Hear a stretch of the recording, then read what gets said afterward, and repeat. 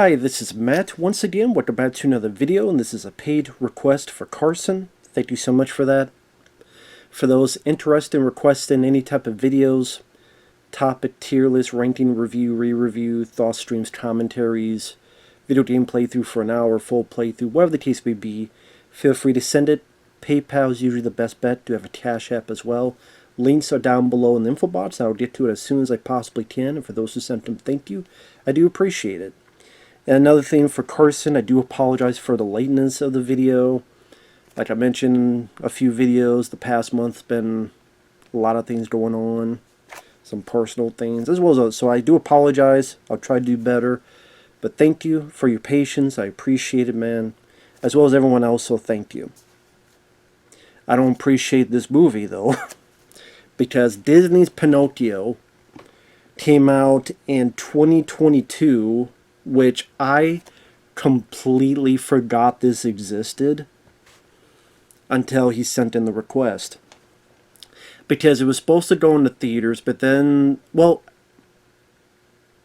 it seemed like more so they wanted it on Disney Plus than they thought it would be a theater experience, but then because of the pandemic, they said, oh, it's going to be on streaming. Although the fact that Dumbo was a flop, Lady and the Tramp, I think, that went to streaming, which I never saw that one. This fits more on streaming. I mean, if this went to theaters, I don't see this. Well, I don't know. Mufasa, which, yeah, never thought that would be a hit, but it is. Well, depending on who you hear, how much money it made, I'm not. I'll wait on that. Gotta stick on this fucking thing. Wondering why I'm so pissed, because this film sucked. It's such a soulless, lame-ass movie that ain't worth a pot to piss in. Now, I liked the original Pinocchio from, what, 1940, give or take? It's a classic. I mean, the Disney theme, when Disney films opened, ba-na-na-na-na. The songs from this movie, When You Wish Upon a Star. It's considered one of the best Disney films of all time. I agree. I think it's great. It's up there. Geppetto, Jiminy Cricket, the kids drinking beer and turning to donkeys, to be a real boy, showing courage, showing bravery. Short running time, at least it felt that way. Great animation for its time. Very nicely put songs that fit the narrative, fit the tone of the film. And there's been a variety of different types of incarnations throughout the years. There was Roberto Benigni did, I think, 2 Pinocchio films. I could be wrong on that. There was the one in the 90s with Jonathan Taylor Thomas as the voice of Pinocchio. That was done by Jim Henson Puppetry. I think Martin Landau was Geppetto. There's been animated films. I think Guillermo del Toro, like the same year or around the same time, did a Pinocchio film of his own. So it's a topic, it's a subject, it's a story that's been retold many times. To the point, like Dracula, Nosferatu, like all these other stories, I don't think you ever need to tell this story again. Disney, we've always talked about how lame their Star Wars films are nowadays and their productions. The Marvel stuff losing ground upon ground upon ground, caving in. But you also have the remakes.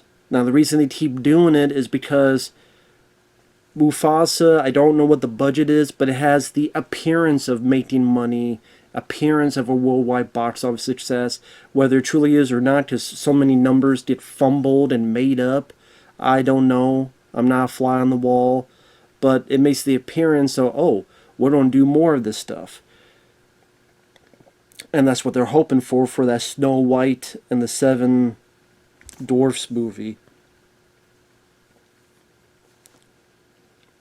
Lion King made over $1 billion. when they remade that. Beauty and the Beast remade that was remade. They made a lot of money. Do they all make a lot of money? No, but this one cost $150 million.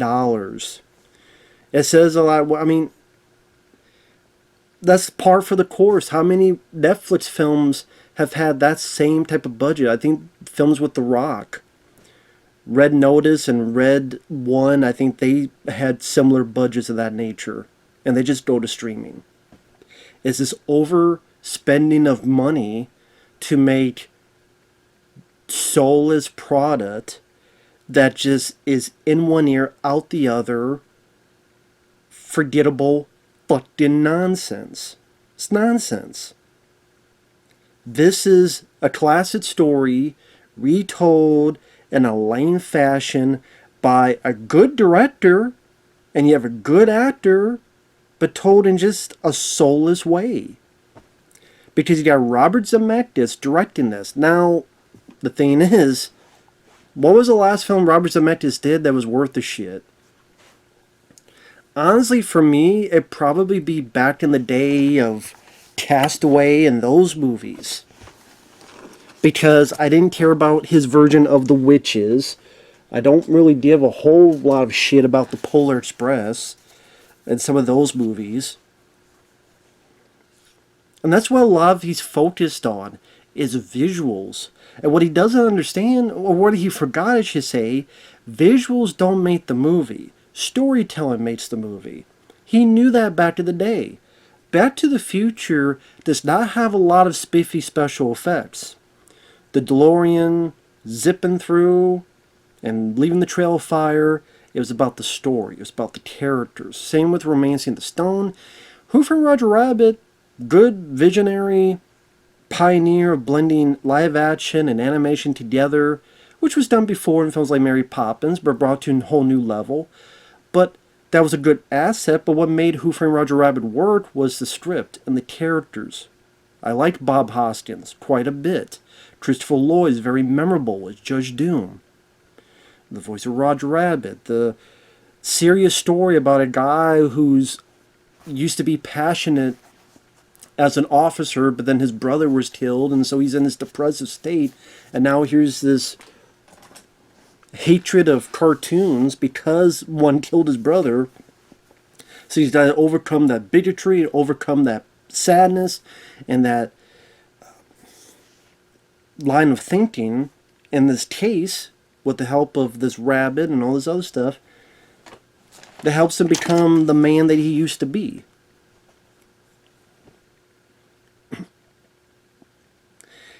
And then you got Tom Hanks, who I liked as an actor, whether it be The Burbs, whether it be The Money Pit, whether it be Forrest Gump, whether it be Castaway. He's worked with Robert Zemeckis before, and hell, I just named a few of them that they worked together on. Forrest Gump I still enjoy. I know some people don't like it nowadays. I still liked that movie. Castaway I still enjoy. Granted, if you watch the trailer, you just wait the entire damn movie, but I like Castaway. Tom Hanks, he plays Geppetto, and it just comes off as very hammy, very over the top, as like an old guy who's lost and confused. Just very hammy performance, so I don't think it was that great of a performance. It's definitely one of Tom Hanks' weaker roles, in my opinion. The CGI, I mean, it's one of those live-action remakes that you gotta give this for live-action, because most of it is CGI. Yes, there's humans in it, but most of it, like, of course, Jiminy Cricket is, Pinocchio is. Even when he's just a puppet before he becomes alive, it's CGI. Tom Hanks is controlling the puppet, and that's fucking CGI. I'm guessing they did that because they know that once it becomes a puppet to CG, you would see a difference. But at the same time, it's magic, it's fairy godmother type of thing. I think people would be willing to go for it. But also, the fucking kitten is even CGI. Remember the little kitten that Geppetto has? Even the kitten is CGI. For fuck's sake. Like, we can't even have kittens in our movies without CGIing them.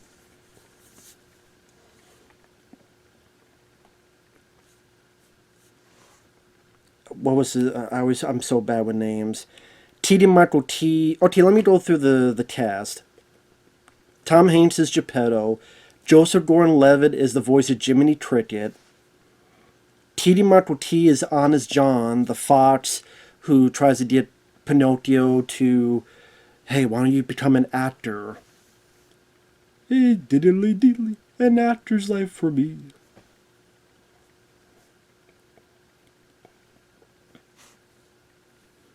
Luke Evans plays a character who runs a stagecoach that takes all the kids to Pleasure Island. Although nowadays, I don't know if you want to use that phrase, now they think of a Diddy party for Pleasure Island. Lorraine Bracco, who I remember from The Sopranos, she plays a sassy seagull. And I thought the voice of Pinocchio wasn't too bad. The kid who voiced him, I don't recognize I don't remember the kid's name. The others I thought were terrible. Like I said, Tom Hanks I thought overacted. Joseph Gordon-Levitt I liked as an actor, but as Jiminy Cricket, he was annoying. His voice kept cracking. I can't even try to do an impression. It was just...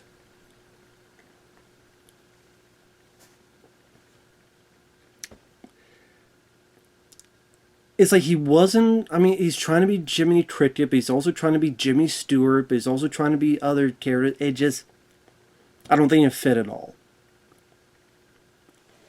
The animation Jiminy Cricket, I didn't mind. I figured of all the things that would be done CGI. I honestly thought it didn't look that bad. I thought he looked the better of the characters. I really did. But the voice I wasn't a big fan of. If you wonder why I keep doing this, it's damn air, so it messes with my sinuses. So that's why I got not sucking dick. Although maybe I should. Instead of watching this, at least it'd be a better fucking story to tell for you guys. Why'd you do that? I was drunk. There's a lot of alcohol in this. It's not even open, I know. That's what's crazy. I thought I was drinking it, and I thought I was drunk. It just sucked dick. I don't know. Maybe you're just gay. Well, maybe I am. Maybe I should be. This is pink by it. It is pink. Nowadays, I'd be popular if I was that. Being a straight guy sucks because you get people pissed at you. Anyway, all bullshit aside, Lorraine Bracco as the sassy seagull, her voice was just hoarse. I don't know if that's just what her voice is naturally nowadays, or they told her to do the voice that way, but it is hoarse. She was irritating. I don't really think it was a good character that they added into it. They try to add in that Geppetto is lonely, but they do absolutely nothing with. Like, maybe he had a wife who died, but they do absolutely nothing with it. Little stuff that's added had no noteworthy... They weren't noteworthy additions, because they were just briefly mentioned and forgotten. Or didn't amount to a whole lot. And it goes through the story. It goes the fairy godmother. Yeah, she's black. I don't give a fuck. They call her the blue fairy. So she's black and blue. Bland voice. That's my issue with her. She had a bland voice. Just rushing through the words.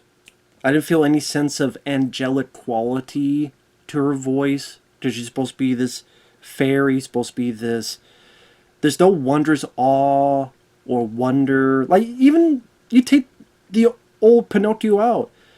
What about the good witch in Wizard of Oz? We had this little twinkle to her voice and very cheery and, hey, let's welcome, like, comforting voice. I didn't feel that way with this. I just felt it was a blandness to it. It wants to have its own masturbatory references where when the twats are chirping, because Geppetto's a twat maker. Oh, one twat is Snow White. One twat is the Lion King and, holding the cub lion up. One is Dumbo flying out. I think one was Woody from Toy Story. It's like, yeah, we did it. It's Disney. We did it. And the boy comes alive. Well, the puppet comes alive, I should say that. Jimmy's going to be the conscious. And again, the stuff they added was just, okay, Pinocchio is sent to school. Honest John, the fox, and his mute cat buddy are looking on and following him. And Pinocchio sees a bunch of horse shit because he doesn't know what it is. And then so, ew, and then does this and walks away. Why did we need that scene? Robert Zemeckis, you made Back to the Future, you made Castaway. Why did you think that a Pinocchio adaptation needed a scene where Pinocchio smells a bunch of horse shit? Maybe because you knew it was bullshit. You knew this was shit, so you want to tell the audience, it's shit. I got the message. It's shit.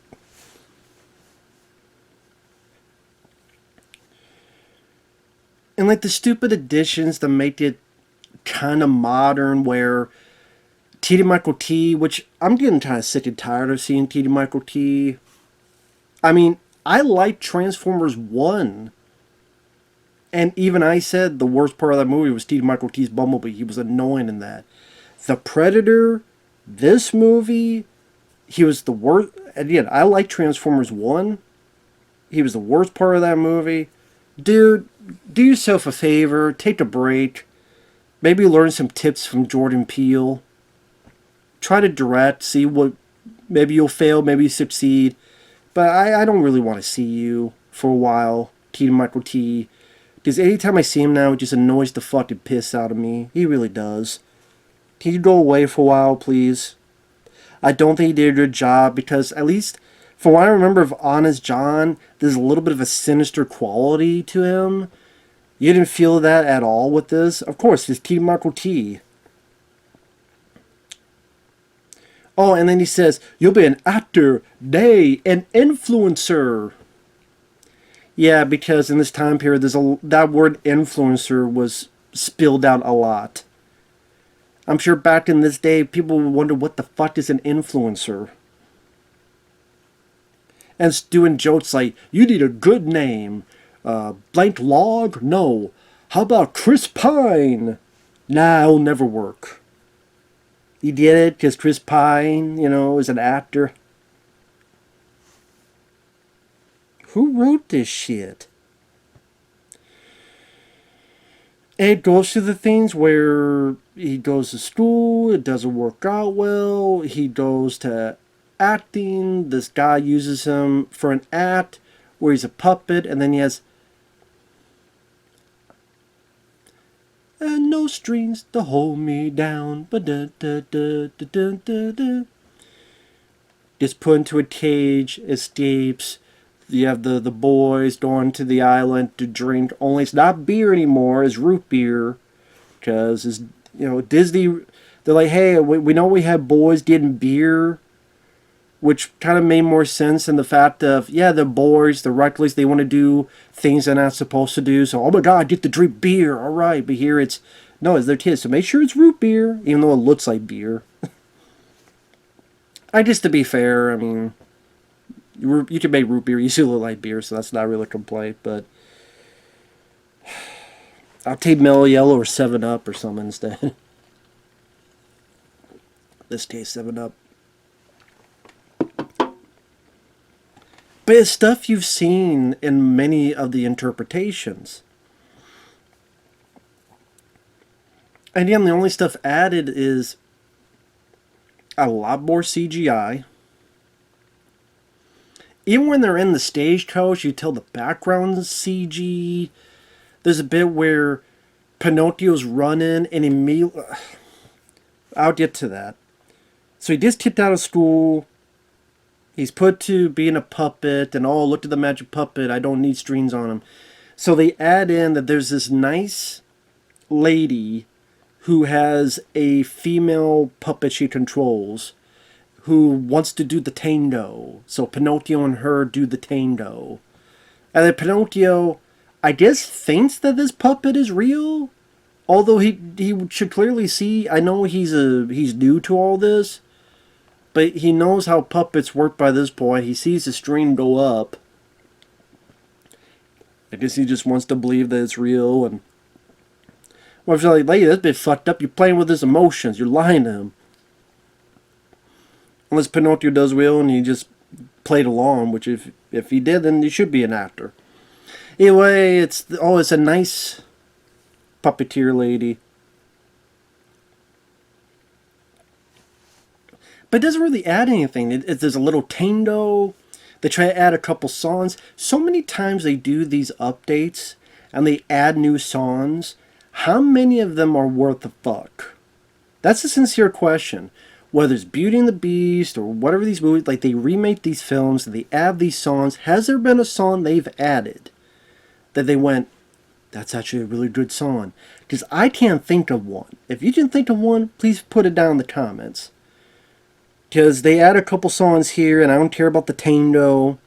This ain't Last Tango in Paris. Okay?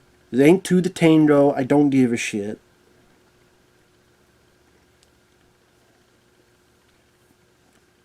Oh, and by the way, when she controls the puppet, that puppet's CGI too. You would think, okay, get a puppeteer, get a puppet, and have them do their work. No, that has to be CG too. That puppet. People can't do puppetry anymore. Sorry to Jim Henson. You're not allowed. They can't do puppetry. That's gotta be CG too. Holy shit. Jesus. If I want to see this much animation, why don't I just watch the original film that is better? What's the point of watching this? That's the thing. What does this film do that's better or different? There's not enough differences to make it seem like its own thing, and I can't think of a single thing that it did better. Not in terms of story, not in terms of music, not even in terms of visuals. I can't think of anything this did better. And to repeat, it didn't do enough different to warrant to stand on its own 2 feet. Smelling horse shit, a sassy sea doll, a nice puppet lady doing a tango puppet with Pinocchio.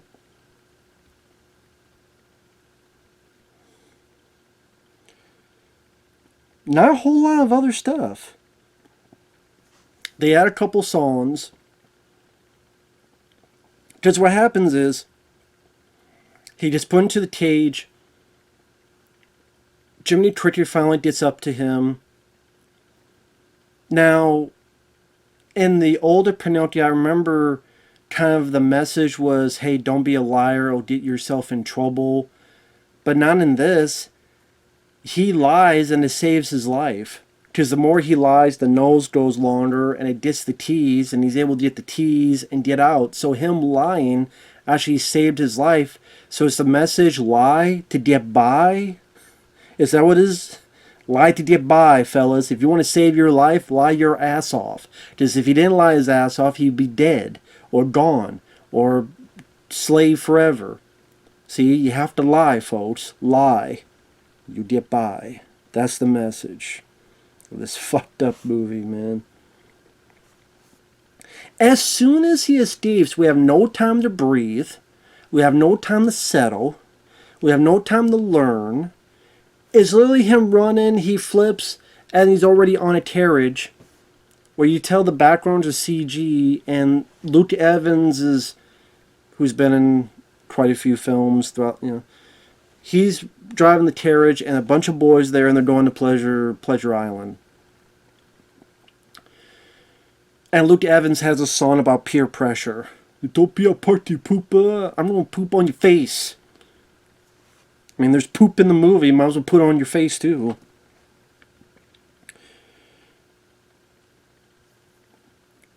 And it's instead of beer, it's root beer. And you see the kids either sliding down candy lane, grabbing candy, or they're going to a place and stealing all the stuff. Or I guess this era, they don't like clocks. So there's literally, as Pinocchio and this other kid are riding, kind of, like this roller coaster ride, they see a bunch of kids just destroying a bunch of clocks. So I guess kids hate clocks in this time, I guess. Until they get to a place and the one kid's playing pool. And he says to Lorraine, "What do you think I'm a jackass?" I swear they censor the word jackass. Because he says jackass, but on the ass part, there's like a little sound of a donkey. Jackass. And I'm like, was that really their way of trying to censor jackass? Like they say it, but like, jackass. I'm like, really? Well, yeah, of course they're a bunch of pussies. Even that would be too much, really. Really? Of course they are. A bunch of fucking pussies. D+. Stands for dickless. That's why they need the plus, because they need an addition. They need dicks here, please. Come send them, because we don't have any. I mean, hell, I heard, I don't know if this is true, but someone told me that it's not Disney, but this is how companies are. Someone said that the Crocodile Dundee 4K is censored. They took stuff out. Just like when they put, French Connection and some of these other films, they censor stuff out because it's too mean or too... I'm like... I hate this time period. I really do. I hate this time period. I need some water to clear my throat before I curse another fucking 20 minutes.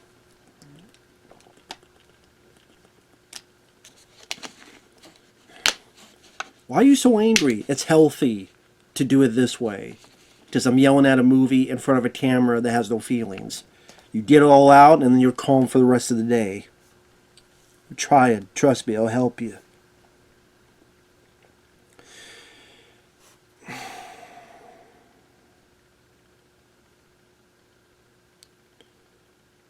For some reason, and I don't know if this was in the original story of Pinocchio, I don't know. Jiminy Cricket gets there, and the donkeys are being grabbed by Luke Evans and a bunch of smoke creatures. Why are there smoke creatures? It's never explained. It's never explained why they're there. It's never explained what happens to the kids. I guess my assumption is all the kids are donkeys. They all fucking die. Because they never get saved. They never get rescued. Pinocchio never says much of anything of it ever again. So I guess all those kids died. Or, I don't know. I don't even... Hopefully there ain't no donkey shows in this universe. Why is there smoke creatures? Okay, if you want to add something new, but then you don't do anything. You don't explain anything. They're there for no reason, and they disappear for no reason. And what a great message. Yeah, escape and never tell anybody, hey, maybe tell someone so those kids to be rescued or something. Nah, fuck them. Fuck them. Pinocchio has some ears and a tail. They escape. Almost immediately they get to a place where they get back home. They find out Geppetto went on a boat. They gotta go get to the boat. The seagull is drawing them to the ocean. While pretty much Pinocchio's water skiing. They get to Geppetto. Oh, he gets rid of the animal ears and tail like that because before he leaves, he meets that lady, puppet lady, and the tangled puppet girl. And because he says, "No, I can't go with you guys. I need to stay and find my dad," they just disappear. So it was that easy. It was that easy. Okay.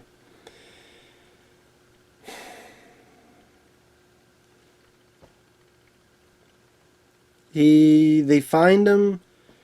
Almost immediately the whale swallows them. Pinocchio can rub his feet so fast he creates fire. Spit it out. They wash ashore. You think Geppetto's dead. Pinocchio cries. I guess he got the force powers from Rey from fucking Skywalker. I don't know. And then he comes back to life. This is after he had super speed. He was able to move his legs to move the boat. Tasty to do that too. He's got superpowers in this movie. And then if you watch closely, he changed to a boy, a real boy, because they walk away and they walk away to the light of this tunnel. But if you look closely, you tell that the legs and arms change to a human, but they do it kind of vaguely, which was an interesting choice. Usually him changing to a boy is a momentous occasion. Here is like vaguely, and some people may even miss it. Because even Jiminy's like, well, who knows what happened? Some say he changed, some say no, but no matter what, he's real enough, or whatever the fuck he said, because I didn't give a shit at that point. I gave up. Granted, it was only the last 30 seconds, but I gave up, and I said, I'm tired of this movie. I'm tired of these Disney remakes, man. Just it's a lack of ideas, it's a lack of creativity, it's a lack and a fear that if you try to do something original, even if you succeed, you may fail at the box office. Because even if it was a good movie, some people may be... Because that's the thing, you're getting people, I'm talking about the general public, so used to this stuff that it has to be a sequel, it has to be a IP, has to be something, that when they don't see that, it's off, it's weird, it's not part of their timetable, it's not part of their routine, that they shy away from it, and then could create a flop, whether it's a good movie or a bad movie. So you set a bad precedent when you keep doing that stuff, which is where we're at today. Where if you look at the slate of movies, there's sequels, prequels, remakes, reboots, comic book stuff. Because now, the studios have done that for so long that people in the public now, they don't always accept it, but it feels like the routine. Oh, this will be the thing to see because it's a spectacle, or that's where they're going to put their money into it. That's where they're going to put their escapism into it. Whether it's good or bad, that's up to the makers, and you don't have a lot of great makers anymore. Even the ones that used to make good stuff, like Robert Zemeckis or Ridley Scott, or even they've fallen by the wayside and fallen on hard times and lost that magic and mojo. They lost that love and feeling. And you go, why? What happened? I don't know why I decided to talk like William Shatner. What did happen? But yeah, Disney's Pinocchio.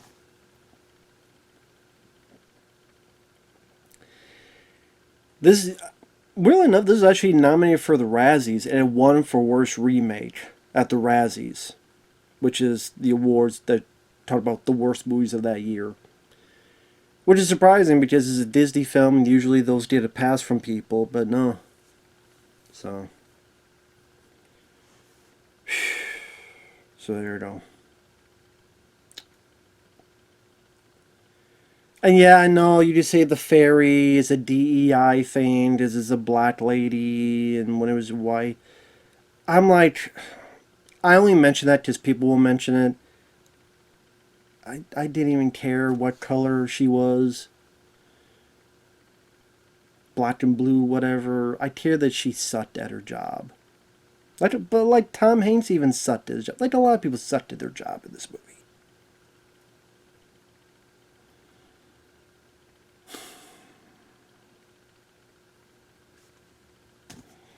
I got nothing else to say.